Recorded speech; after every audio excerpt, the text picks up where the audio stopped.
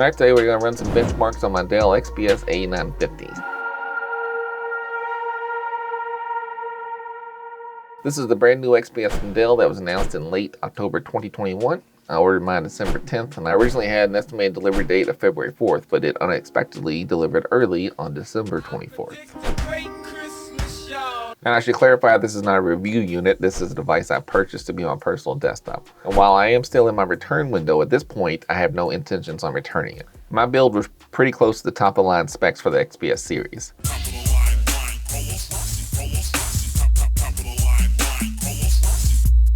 It has a 12th gen Intel Core i9-12900K processor, the NVIDIA GeForce RTX 3090 with 24 gigabytes of VRAM, 64 gigabytes of DDR5 memory at 44 megahertz. Mine is two 32 gigabyte sticks. The system has 4 slots and it can handle up to 128 gigabytes total. I purchased mine with a 2 terabyte M.2 PCIe Gen 4 NVMe SSD and a 2 terabyte hard disk drive. I did later add another 2 terabyte NVMe SSD, the Samsung 980 Pro with the attached heatsink. In addition, my build has the performance CPU liquid cooling. This is the first XPS desktop to offer liquid cooling. My particular XPS is similar to the current Alienware R13 and it also maxes out at 750 watt power supply. I chose the black case, which Dell calls Night Sky. It was also offered in platinum silver, which looks cool on the Dell website, but from the pictures on Reddit and this YouTube video, it doesn't look silver at all. It looks pretty ugly. So I think I made the right choice here. I generally do prefer black devices, so I did briefly think if it was shiny and silver, it might be cool to get it and call it Megatron, but I stuck with my gut and went with black. Actual fact, you need to be black. I made the right choice. Let's get to the test. Scores will vary slightly, so each test I ran multiple times. I will show you at least 2 scores from each test. The initial tests were ran almost as soon as I got it, and the most recent tests were taken either yesterday or today, which is after about 2 weeks of ownership. In that time, of course, there's been multiple updates to my system, including BIOS updates, but all tests were ran on the Windows 11 Pro. This device shipped with Windows 11 Pro. I didn't upgrade to Windows 11. All of these tests were ran on my Dell XPS A950 while connected via HDMI to the Philips 346B1C. This is a 34-inch 1440p monitor with the refresh rate set to 100 Hz. I don't know if all that makes a difference, but that's what I had it set at. That's what the monitor maxes out at, and that's where I usually keep it, so that's just how I wanted to test it. Maybe 1 or 2 tests initially were conducted on the LG monitor that I unboxed it with, but certainly all the second round of testing were conducted on this monitor, and I believe a lot of the first tests were as well. Also, prior to any tests, I did make sure to check and make sure my system was fully up to date. When checking for updates in the Windows setting, making sure there's no advanced option updates available. Checking to make sure there's no Dell updates. Side note, look how weird the Dell XPS looks on Dell stuff. Look at this. This is not what my device looks like whatsoever. This is Dell's own support software and it shows a totally different looking product. You can see how it looks here under my Dell, and then if you look under Dell Update, it shows a totally different looking device. Neither one of these items looks like my particular device. All right, so no updates there. All right, that's enough explanation. Let's get to the actual test. Let's do this! First, let's look at test from 3DMark. The first time spy score I ran was here. You can see I had an 18409 for my total score, 18583 for graphics, and 17483 for the CPU score. I did get better scores the second time I ran it, so I don't know what happened. If it was an update or just, I mean, the scores will of course vary test to test, but it is a decent change here from time to time. So the first score I had 18409, and the second score I had 861. But the bigger change is the graphics score from 18583 to 1929. Basically everything increased all the way around. And you can see, obviously it was the GTX 3090 and the i9-12900K on this monitor, of course. And then I tested Firestrike, which is more GPU intensive. First time I had 36192 for the total score, 42564 for graphics, 3693 for physics, and a 1784 for combined score. I think it's odd they have combined score, then they have this total score over here. It seems like, what else are you testing here? So you can see the first fire strike, 36,192. The second one again went up again, 38,664. 45,563 for graphics the second time, 42 the first time, 40,561 for physics. Second time combined score. Either way, your yellow's telling me I'm gonna have 180 FPS, which is good. You can tell again, 3090. It does say the average and best. I always think these bests are kind of skewed, like maybe that's people like Lions Tech Tips or someone really maxing these systems out. I don't know how someone gets this high of a score compared. I mean, I understand that the Dell XPS is not going to be the best system in the world, but it seems like that's a pretty drastic jump, even from the average, right? So looking at PCMark 10, the first time I ran it, it was an 8294. Again, you can see 12,1099, 3090, you know, it's the right system. The second score, so you can see 8294 the first time on December 28th, and then on January 7th, I had a much higher score of 8693. So again, I don't know if it's the updates or I don't know what's happening, but for some reason, or maybe it's the better internet, who knows, but I'm getting much better scores this time around. All right, and then let's take a look at VRMark. I'm assuming VRMark. PCMark is a general, as a computer as a whole. I think Fire Strike is of course better. Graphics focus. VRMark I'm assuming is just to see how good you perform for VR systems. So the first time I took it, I scored pretty good, 17,126. It did show me pretty high in comparison. I actually had a lower score the second time, 1761, which is odd. I think that was the only time I went down lower. But either way, still pretty stellar. It shows me obviously way past every other system. So good. I'm happy with that. Super. I did run Cinebench on both the multi-core and single core. I'm not sure if it makes a difference, but I ran R23. This is the multi-score. The first test was the multi-core was 22,188. You can see it put me in the top 3 of similar devices. And then I ran the second time. You can see I got a little bit better, 22,482. And again, I bested my previous score. You can tell just pretty close there. Still in the top, so an eye on the top 3 and 4 of these scores for similar systems, which is pretty nice. And then look at the single core. First time I was the best score in 1921. And again, 12,1099, 16 cores, 24 threads. And then when I ran it the second time, I once again beat my score, and from 1921 to 1948, and I'm once again number 1. So now I have number 1 and number 2 spots here, which is good. I don't know. I assume I'm not the number 1 ever. I assume someone else has better scores. I don't know how that works in this system, but either way, I'm crushing whatever else is in here. So impressive. Shut up. So I did run CrystalDiskMark on all my drives. This score right here is for the C drive itself. This is a Western Digital 2 terabyte drive that came with the device. And you can tell I had a better score the first time I ran it. I mean, it's marginally different, but still seems to be better the first test, which is interesting. And then also ran it on the hard disk drive. This also came from Dell. And we are getting pretty close, maybe slightly better writes on the second time I tested it. And these are the Samsung drive that I installed. You can tell I have pretty good write speeds here. Read speeds significantly slower, write speeds this time around.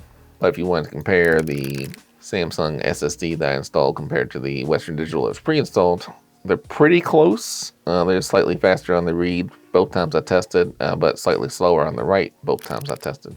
Yeah, I mean, but both drives are pretty solid, can't complain. I also tested the SD card on the Dell XPS 8950. And once again, I had faster tests. I guess I wasn't even done with this test here.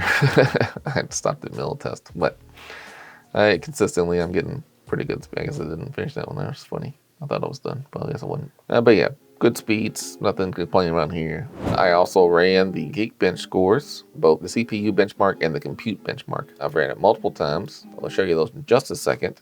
In my first video on the XPS 9950, I asked how to test the thermals, and thanks to everyone who replied, but for some reason YouTube thought comments that mentioned a product name was spam, so they were pulling all those comments out. So I didn't get a chance to hardly even see them. I could only see the first part of it, and then they would disappear. So still don't know exactly how to test the thermals, but you can see attempts in a few of the benchmarks, and you can see them in, obviously, a lot of people said to use hardware info. So we'll use that. And I'm gonna run it in sensors only currently. All right, so we are gonna look at, I don't know exactly how to use this, but we're gonna just do it like this. So in my current scenario here, I'm just using this to show you the thermals, but I do have all this stuff open in the background here. My test, originally I wasn't, and I am recording the screen here, of course, but the previous test I ran didn't have that. So we're gonna see the CPU temperatures here. All right, so here is a bunch of temperatures on screen. Hopefully this is data you all want. So let's run a benchmark. We'll see what it shows. I will put the microphone over by the computer so you can see how it sounds while it's running a test. It's very quiet.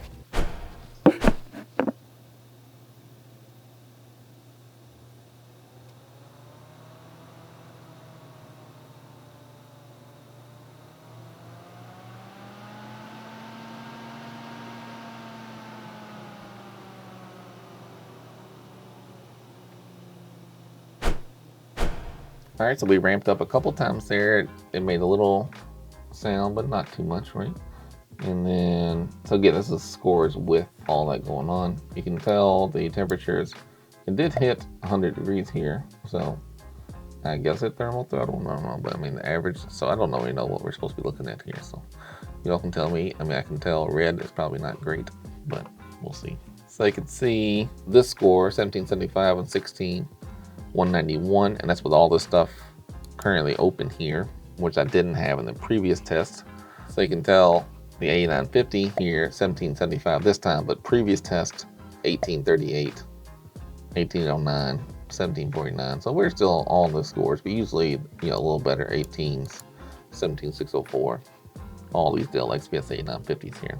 This one here is the best score, 1897, 177011. And that was on December 25th, so that's right when I got it. And what I did, I'll do another video where I compared other results I found, but I did see Justin Tech Tips. He tested the Alienware R13 in his video, and with the similar build i9 and the 3090, and he was getting 1956 and 17907, whereas I was getting 1897 and 17711 here.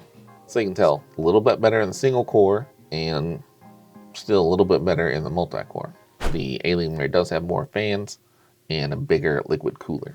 All right, so we're gonna now test the compute score, which will test the GPU, and now we'll scroll down here so we can see GPU temps.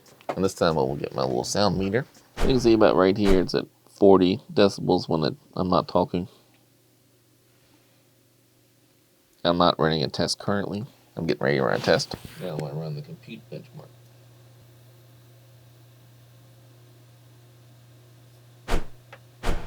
You can see, I don't know how taxing that one is, but it didn't hardly make any noise. Upload the compute score, 140,094. And then we look at my scores. You can see 140 was here. That's crazy. This is the RTX 3080 Ti through the eGPU. They got a much higher score here. My guys got a low score, particularly here, compared to my previous scores. Maybe it's because all the stuff's going, I don't know. Again, 185, 189 is my highest score here, so let's take a look at that one. 189, 083 on December 29th. But you can tell it didn't get loud at all during that test. I am gonna run a test just to make it get loud. And again, I am running this all at once, so it's not gonna be a proper score test. Port Royale, I did not test the second time properly, but I know that should spike. The loudest I've heard this so far, I think, was during the Port Royale previously. So I am going to do that now, just so you can see what it sounds like. Through my entire ownership, playing games and just using it on a regular basis or running all these benchmarks, the loudest I heard to go was, well, anyway, it came up a little bit there. So I'm going to set the mic back over here.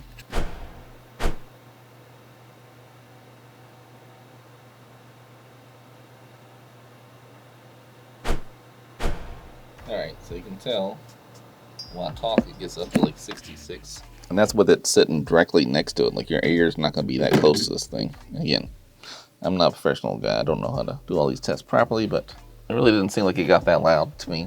This score is probably not relevant since I was doing all that once. We will load our original test. I had 12393, RTX 3090.